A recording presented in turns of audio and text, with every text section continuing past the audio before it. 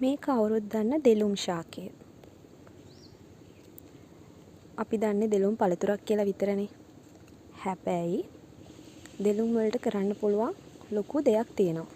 සිංහල වෙදකමේදී මේ දෙලුම් කියන්නේ ජීවය ගන්න පුළුවන් ශාකයක්. කියන්නේ මිනිසෙක්ට මැරෙන්න ඉන්න අවස්ථාවකදී දවසක් ජීවත් කරන්න පුළුවන් දෙයක් කියලා තමයි කියන්නේ.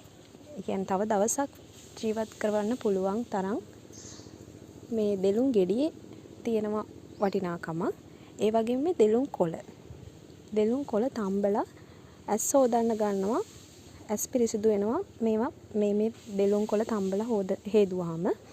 ඒ වගේම තමයි ඇස්වල එනව නගන. උෂ්ණ කාලෙට අවුවසර කාලෙට උෂ්ණ ආහාර ගත්තාම ඇස්වල එනවා නගන.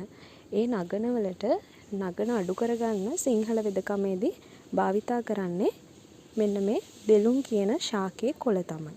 දෙලුම් කොළ ටිකක් තම්බලා ඇස් හේදුවාම දවසක් දෙකක් යනකොට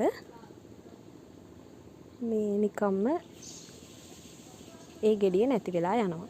එච්චර වටිනාකමකින් යුක්ත ශාකයක් තමයි මේ දෙලුම් කියන්නේ.